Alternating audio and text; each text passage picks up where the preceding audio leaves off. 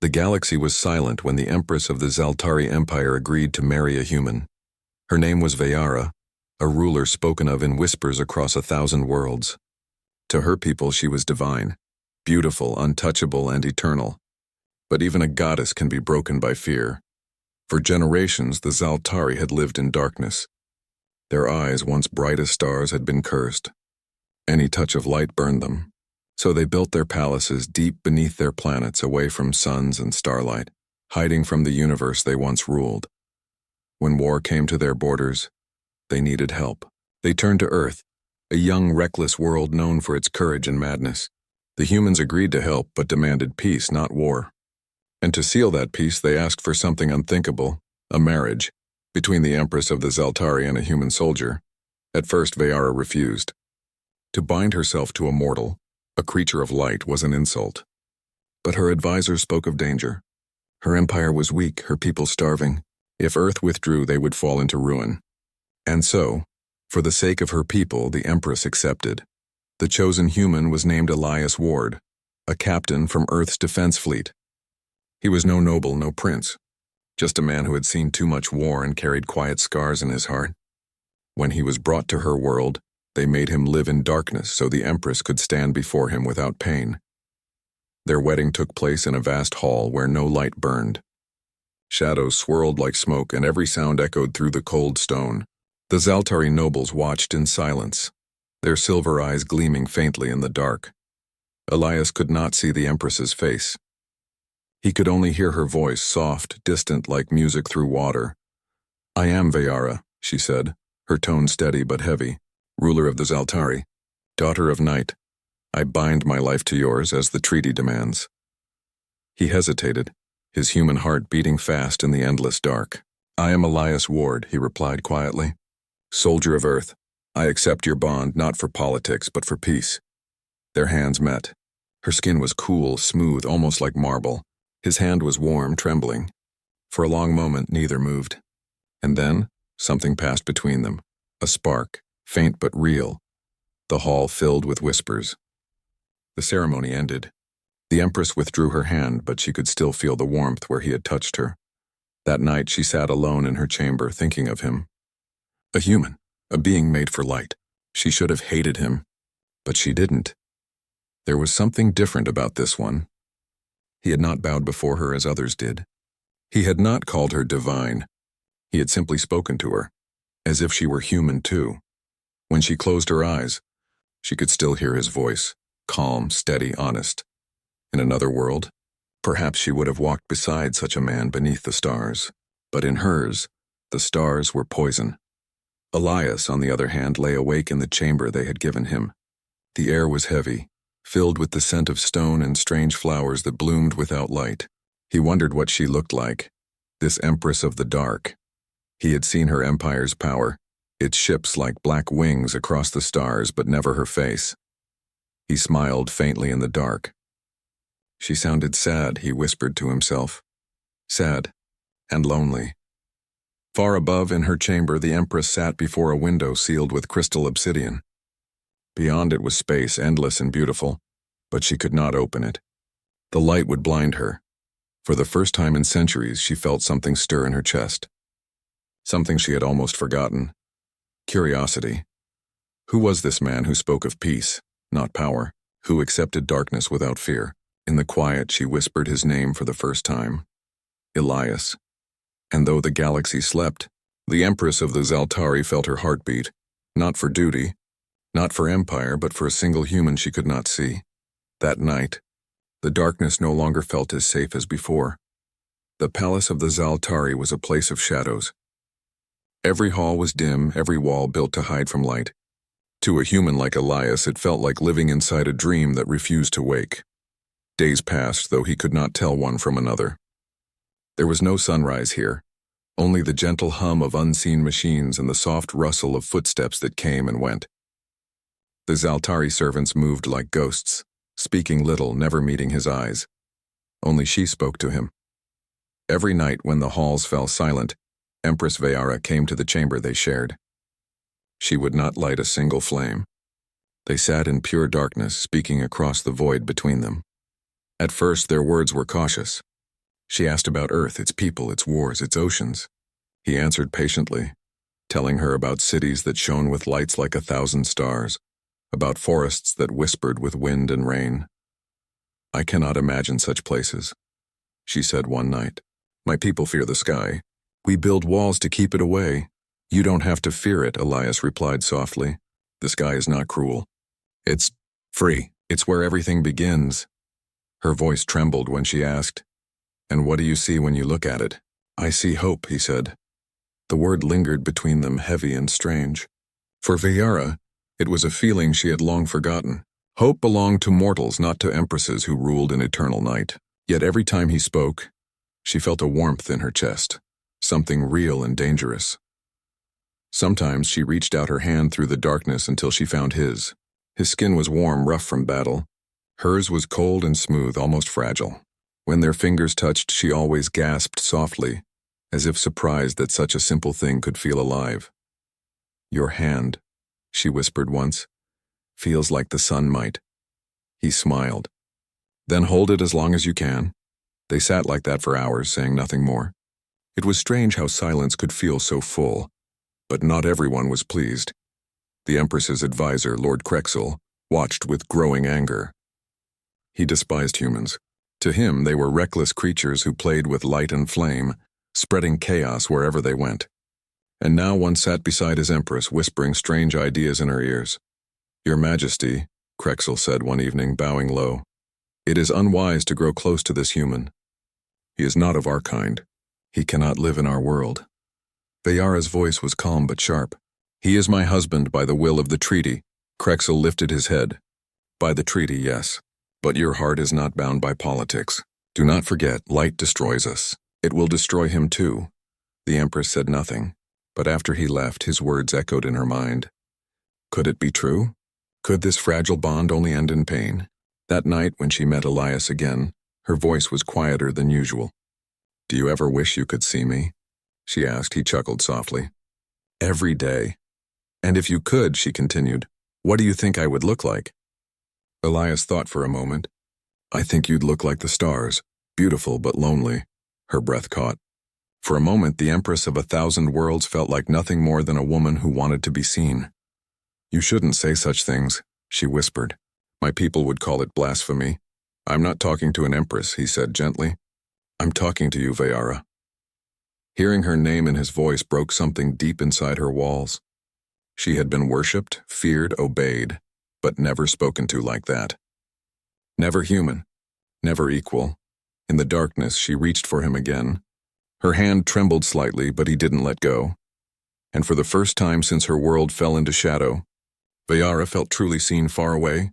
Lord Krexel watched from the edges of the hall, anger burning like hidden fire. He could not allow this union to grow.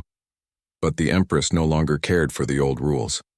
She was beginning to understand something her people had forgotten, that even in the darkest night, a single human voice could bring light. Weeks passed in the Palace of Shadows. The Empress and the human had grown closer, though neither dared to say the words forming silently in their hearts. Every night, Vayara and Elias spoke until their voices grew tired. He told her about laughter, music, and the golden warmth of morning. She told him about the darkness that ruled her people's hearts, the fear of light that had shaped their empire for centuries. But deep inside, Elias couldn't stop wondering. What did she truly look like? He tried to imagine her face from the sound of her voice, the gentleness in her words. Sometimes, when she laughed softly, he pictured her smiling under the sun.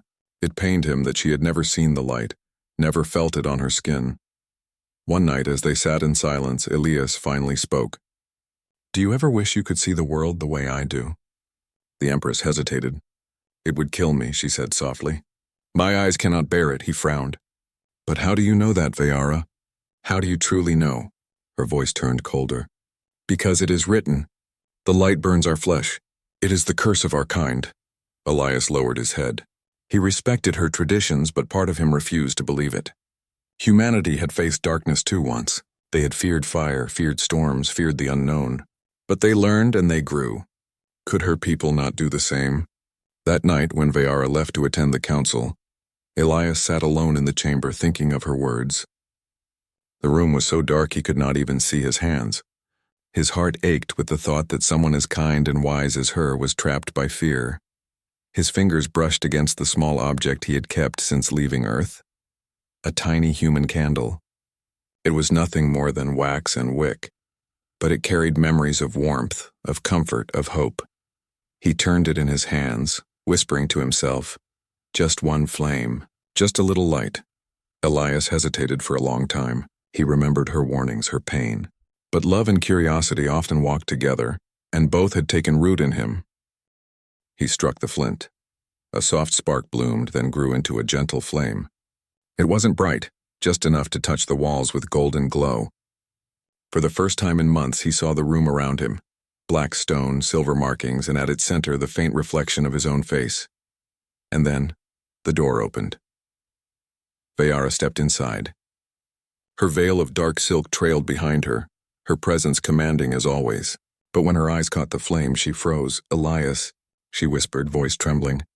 "What have you done?" Before he could answer, her knees buckled. She gasped as the light reached her skin, clutching her chest as if her heart were on fire. Her silver eyes glowed bright, almost white, as she fell to the floor. "Vayara!" Elias shouted, rushing to her side. He tried to shield her from the candle, blowing out the flame, but it was too late. Her body shook, her breath ragged. For a terrifying moment, he thought she was dying. But then something changed. The glow in her eyes softened, shifting from silver to a strange, shimmering gold. She stopped trembling.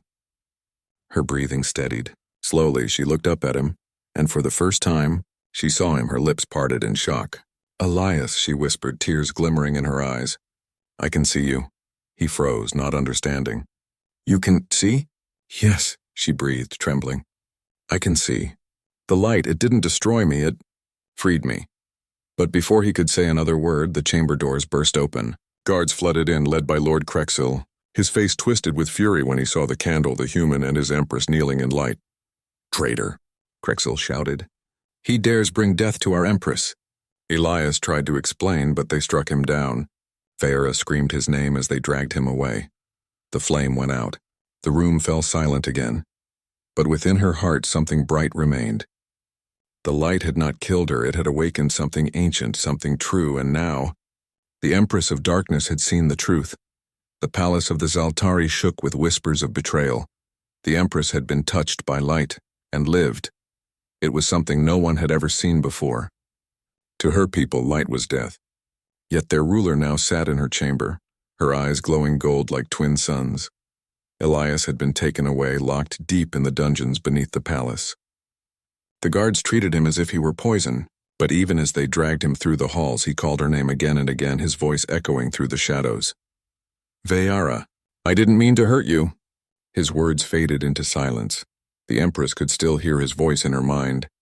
Her heart was torn between two worlds, the ancient fear of her people and the strange truth she had seen with her own eyes. The light hadn't burned her. It had given her sight again. For the first time since she was born, she could see the walls, the patterns on the floor, and her own trembling hands.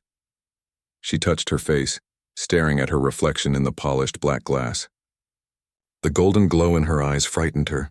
It made her look different, alive in a way the others were not. When her advisor, Lord Krexil, entered her chamber, he looked both furious and afraid. "My Empress," he hissed, bowing low but keeping his distance. "The human has cursed you. His light has infected your blood.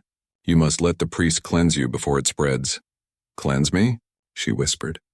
"Of what? Of life? Of truth?" Krexil's jaw tightened. "You cannot question the laws of our kind. The light will destroy you. It is only a matter of time." Vayara rose from her throne slowly, her golden eyes fixed on him with quiet power. "You are wrong, Krexil. I have seen the light, and it did not kill me. It showed me what we have become. Blind creatures hiding from the universe." He recoiled as if struck. "You sound like him." "Perhaps," she said softly. "Perhaps he has shown me what we have all forgotten." That night, the Empress dismissed her guards and went alone into the lower halls of the palace. She walked without fear, her bare feet echoing on the cold stone. The darkness no longer comforted her. It felt heavy, suffocating. When she reached the prison cells, 2 soldiers stopped her. "My Empress," one said nervously. "The human is dangerous." Lord Krexil forbade. She raised her hand. "I am your Empress. Stand aside." They obeyed, stepping back. Inside the cell, Elias sat chained to the wall. His head was bowed, his face pale in the faint glow of the crystals that lined the ceiling. When he heard the door open, he looked up slowly. "Vayara?" he whispered, disbelief in his voice. She stepped forward. The sight of her made him freeze, her golden eyes shining softly, her face no longer hidden. "You can see me," he said, his voice breaking. "Yes," she breathed. "Because of you." He closed his eyes, relief flooding his face. Then it was worth it. Her throat tightened. She knelt beside him, touching his cheek. "They say you tried to kill me, but I know the truth. You freed me, Elias." She wanted to free him too, to break the chains and take him away, but she couldn't. Not yet. The council watched her every move. "Listen to me," she whispered. "Something is wrong with what we were told. The light didn't hurt me, it healed me. I need time to prove it," he nodded weakly. "I'll wait. I trust you." Her fingers lingered on his hand. "I will not let them harm you. I swear it." Then she rose and turned toward the door, her golden eyes bright against the endless dark. As she left, the guards bowed low, afraid to look at her. They didn't understand what had changed, but they could feel it. The Empress, who once ruled through fear, now carried something far stronger: hope. And in the depths of the palace, Elias smiled faintly despite his wounds. He had seen her eyes. He had seen light return to a world that had forgotten it. And he knew. Nothing could stop it now. The days after the light incident felt heavy and uncertain. Rumors spread through the empire like wildfire. The Empress's eyes had turned gold. Some said it was a blessing. Others whispered it was the beginning of the end. Vayara could feel the fear growing around her. Priests prayed for her soul. Nobles begged her to step down. And through it all, Lord Krexil's voice grew louder, calling the human a curse, a danger, a disease. But Vayara's heart refused to listen. She had seen something her people could not understand. She had seen truth. Late one night, when the palace slept, she summoned the royal archivist, a trembling old scholar who had served her family for centuries. "Tell me," she said, her voice low but steady, "about the curse. How did it begin?" The old alien hesitated, his eyes darting toward the door. "It is forbidden, my Empress." "I am your Empress," she said sharply. "You will speak." The old man bowed deeply. His voice shook as he began. "Long ago, before your ancestors ruled the stars, the Zaltari were creatures of light. We worshipped the suns. We built cities that floated among them. But there came a time when the High Council grew fearful. They said the light revealed too much, truths that weakened their power. So they declared it poison. They blinded those who questioned them and sealed the cities in shadow. From that day we lived in darkness, not because the light destroyed us, but because our rulers feared what it showed." Vayara's blood ran cold. Her voice cracked as she whispered, "You mean, we were never cursed?" The old man's eyes filled with tears. "No, my Empress. We were silenced." She stood there for a long time, her golden eyes wide with shock. All her life she had been told that light was death. But now she understood. It was truth that had been forbidden. Her thoughts raced to Elias sitting alone in the cold dungeon. He had brought her the truth, and for that, her people had chained him. Without another word, she dismissed the scholar and hurried toward the lower halls. She did not care who saw her. She needed to see him. The guards at the prison gate tried to stop her again, but one look at her glowing eyes made them step aside. When she entered the cell, Elias looked up weakly. He had grown pale and tired, but when he saw her, a faint smile returned to his face. "Vayara," he whispered. "You came back." She knelt beside him, taking his hand in both of hers. Her eyes were filled with tears. "I was wrong, Elias," she said softly. "Everything they told us. It was all a lie. There is no curse. We hid from the light because our rulers feared it." Elias looked at her with quiet wonder. "Then you know what you have to do." She nodded slowly. "Yes, I must show them." He tried to stand, but his chains held him down. "They won't listen easily. You'll need to make them see it for themselves." "I will," she said. "And when they do, you will walk beside me, free." She rose and turned toward the door, her heart pounding with purpose. For the first time in her long life, she felt no fear. That night, the Empress stood on the balcony of her palace and looked toward the horizon. The world was cloaked in endless night, but she knew what lay beyond, the stars waiting to be seen again. Her people had been blind for centuries, but she would be the one to open their eyes. In the dark silence, she whispered into the cold air, "Elias gave me sight. Now I will give my people the sun." And somewhere deep below, the human in chains smiled faintly. He didn't need to see her to know what she was about to do. The Empress of Darkness was about to bring the dawn. Morning had no meaning in the Empire of Darkness. Yet for the first time in centuries, light touched the palace walls.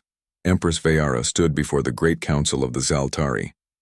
The chamber was filled with nobles, priests, and warriors, their silver eyes watching her with fear and disbelief. None of them had ever seen her in light before. She looked different now, her eyes gold, her skin glowing faintly. She seemed less like a goddess and more like something real, alive. Lord Krexel stepped forward, his voice sharp and accusing. "My Empress," he said coldly, "you stand before us tainted by human corruption. You have allowed the forbidden light to touch you, and now you bring it into our sacred hall. Do you mean to destroy us all?" Vayara looked at him steadily. "No," she said. "I mean to free you." A murmur spread through the room. Krexel's face twisted in rage. "Free us from what?" "From the lie that has chained us for generations," she replied. "The light is not our enemy. The curse is not real. Our ancestors blinded us to keep us obedient. But I have seen the truth. I have seen the world as it truly is." Her voice echoed through the hall like thunder. Some gasped in horror, others bowed their heads in confusion. Krexel pointed a shaking hand at her. "Blasphemy!" "You have fallen under the human spell." At that, Vayara's expression hardened. "Then look for yourself," she said. "If I am cursed, then let the light destroy me." Before anyone could stop her, she reached for the control panel beside her throne. With a single command, the roof above the council hall began to open. A collective cry rose as beams of sunlight spilled into the room, thin and golden at first, then bright and alive. The Zaltari stumbled back, covering their faces in terror. The light touched the Empress first, bathing her in gold. She stood tall, unflinching. The council waited for her to scream, to burn, to fall. But she didn't. Instead, her lips curved into a soft, trembling smile. "See," she whispered. "It does not kill." The nobles slowly lowered their hands. The light grazed their skin. It was warm, strange but not painful. One by one, they opened their eyes. The hall was brighter than they had ever seen. Colors shimmered on the marble floor, on the walls, on their faces. Some wept, others fell to their knees. Krexel stared in disbelief. "Impossible," he whispered. "The impossible," Vayara said, "was always just what we feared to try." As the truth spread through the capital, chaos followed. The priest shouted warnings of doom. The guards didn't know who to obey. But the common people, the workers, the children, the forgotten ones, they began to come out of their dark homes. They saw the sunlight for the first time in their lives and laughed through their tears. In the lower prisons, Elias heard the noise above, the distant shouts, the sound of doors opening, the feeling of warmth drifting down through the cracks in the ceiling. He knew what it meant. She had done it. Moments later, soldiers burst into his cell, not to punish but to kneel. "The Empress commands your release," one said breathlessly. "She says, you are to stand beside her." When Elias stepped into the open court, he lifted his head toward the sunlight. The air smelled clean, alive. He blinked against the brightness, laughing softly. And there she was, Vayara, waiting for him at the balcony, her golden eyes shining with tears. "You did it," he said as he reached her side. She shook her head gently. "No, we did it." Below them, the people of the Zaltari looked up as the clouds parted. For the first time in hundreds of years, their world was alive with color. Vayara raised her hand, her voice carrying across the city. "This is the truth they kept from you. The light is not death, it is life.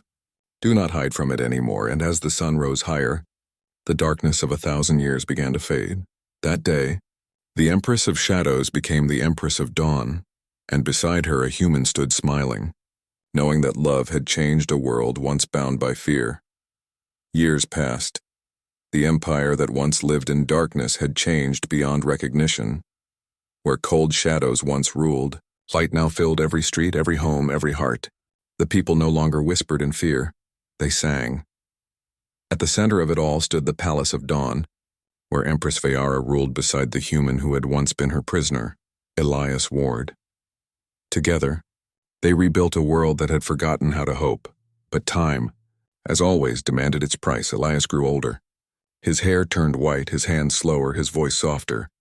The Empress never changed. Her kind aged differently. Centuries passed like seasons to them. And though she smiled every day beside him, a silent sorrow grew behind her golden eyes. She had watched him bring laughter to her people, watched him teach them about Earth, about the simple joys of morning sun and the peace of open skies. He became a symbol of everything they had gained, proof that love could overcome fear. But she knew his time was running short. One evening, as the twin moons rose, Elias sat with her in the royal garden. The air smelled of silver flowers and rain. Fireflies drifted between them like soft sparks. "You're quiet tonight," he said gently, glancing at her. "I am thinking," she replied. Her voice trembled slightly. "Of how cruel time can be." He smiled faintly. "Cruel? No. Time only reminds us to cherish what we have." She looked away, her heart twisting. "But what if what we have must end?" Elias reached out and took her hand, the same way he had the first time they stood together in the light. "Then we make sure it ends beautifully." For a long while they sat in silence, their fingers entwined. Above them the stars shimmered, reflecting in the garden pool. The next morning the Empire woke to the news. Elias Ward, the human who brought the dawn, had passed peacefully in his sleep. The people wept. The bells rang across cities and valleys. Candles were lit in every home, and the Empress did not speak for 7 days. She locked herself in the high tower where they once watched the sunrise together. Servants brought food, but she touched none. She simply sat by the window, staring at the horizon that he had taught her to love. On the 8th day, when the sun rose golden and soft, she stepped out onto the balcony in her ceremonial robes. The crowd below gathered in silence. Her voice when she spoke was calm, but every word carried a depth that shook even the wind. "Elias Ward showed me what it means to see," she said. "Not with eyes, but with the heart. He taught me courage, kindness, and love. He gave light not just to our world, but to me." She paused, her hand over her chest. "And now I give him what he gave us." Before anyone could stop her, she raised her arms. The symbols on her skin began to glow, a pure, radiant gold. The air shimmered, filled with warmth and power. The council shouted in alarm. The priest cried out her name, but she only smiled. "Peaceful, certain. Love," she whispered, "is not meant to fade." And with that, her body turned into light. The radiance spread like a sunrise through the city, washing over every tower, every home, every living soul. It did not burn, it healed. Flowers bloomed, clouds broke apart, and the people fell to their knees as 2 brilliant forms rose in the sky, one golden, one white, twisting together before dissolving into the morning sun. From that day on, when the people of Zaltar looked up at dawn, they said the light itself carried the spirit of their Empress and her human. It was said that when the sun touched your face, it was her love, warm and eternal. Generations later, children still told the story of how the alien Empress wed a human in darkness, and how their love brought the light that never faded.